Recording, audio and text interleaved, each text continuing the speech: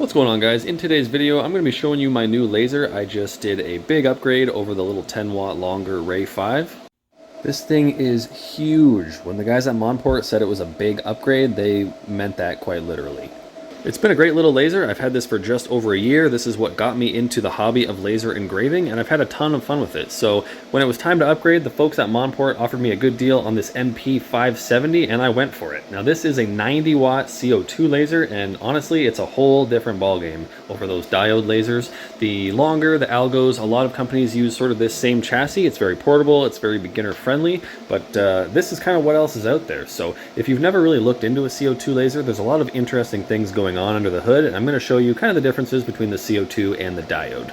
So one of the main differences is the laser itself. On the diode laser, the laser is fixed to the rails. It slides around with the XY axis and does the engraving right here, right up in the front. Now on the CO2 laser, you have a similar looking head unit, but this is not the laser itself. This is just a nozzle and a head. So in the back of the laser, you have a giant glass tube. This thing's about 4 feet long, and that is the laser assembly. So you can see there's a bit going on back here, and rather than move it around the XY axis, it actually uses mirrors to bounce the laser into the cabinet here. So if you come over here, that's where our laser comes from. We bounce off this mirror, we bounce off this mirror, and straight down to do the engraving.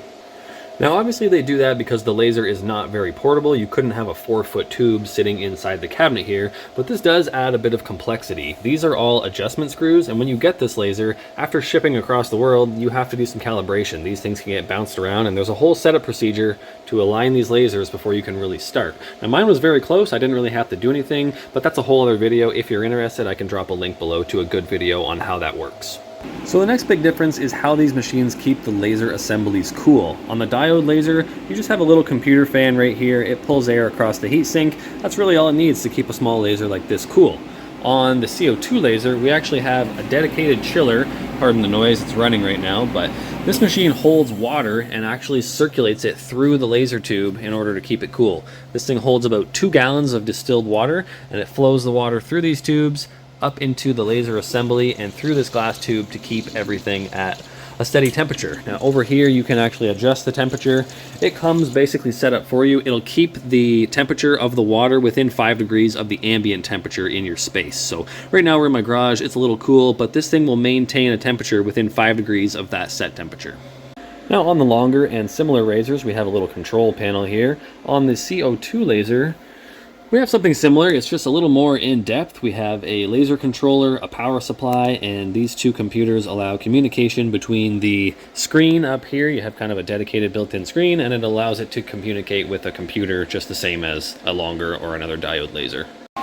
So one of the main reasons people upgrade to a big CO2 laser like this is production. You can just get a lot more work done. The bed is massive, and these lasers operate a lot faster than a small diode. So a couple other interesting features on this. It's got the laser pointer, so if we come over here and hit frame on the computer, you can see exactly where we're about to engrave. That laser is pretty helpful in finding your spot. Up here on the control panel, we actually have an autofocus button, so we can hit that and hit enter. The laser will bring the bed up automatically, tap the head, and automatically set the height. You don't have to play around with the little stock piece of metal trying to adjust your height. You can do it all from the control panel right up here. So I'm going to run a quick test for you. We are operating at pretty low power percentages and a pretty high speed. If you were to do this on a small diode laser running at 5,000 millimeters per minute, you would end up with some pretty light engravings at these power levels. I'm going to show you what it does on a CO2 laser of this power. So the work is all set up. We have to come over here and arm the laser. You want to make sure the glass is down. It actually has a sensor down here that won't let you operate it without the lid on top. And just the same as any other laser, we're going to come into Lightburn and hit the start button.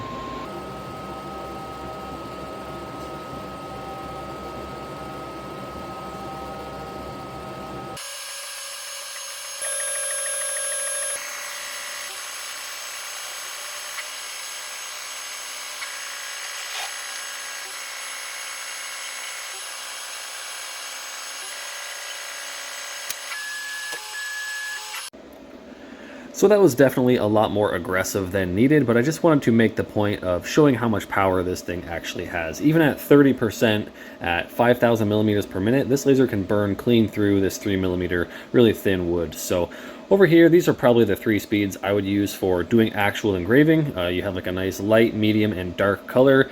And then between 17 and 22%, you get really deep. 25% is just about clean through. 22%, you can see just a little bit of burn through there, but just wanted to show you guys the overall power of the laser.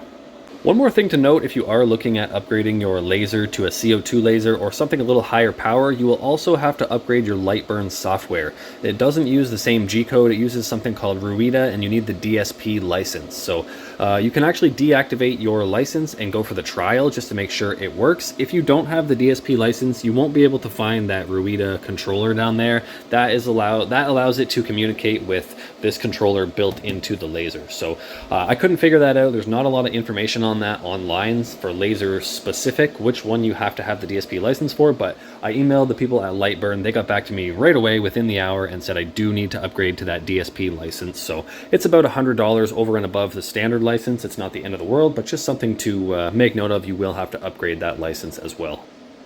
Well, I hope you guys enjoyed seeing some of the features and differences on this Monport M570. A lot of these differences will apply to other CO2 lasers as well. Definitely a learning curve. I'm still figuring out the ins and outs of this machine, so I'm going to kind of see where it takes me. I might get into some more commercial stuff, try to actually make a little side business with this. With the longer, I was mostly just doing it as a hobby and for fun, but obviously having something of this size in your garage is a bit more of a commitment. I'm going to have this thing around for a long time, so I'm going to try to make the best use I can out of it. I'll definitely bring you along and show you some projects along the way. I want to try some slate coasters, maybe do some tumbler type engraving as well, so definitely stick around, keep an eye on the channel for that, and hope you enjoyed the video. Thanks for watching. I'll see you next time.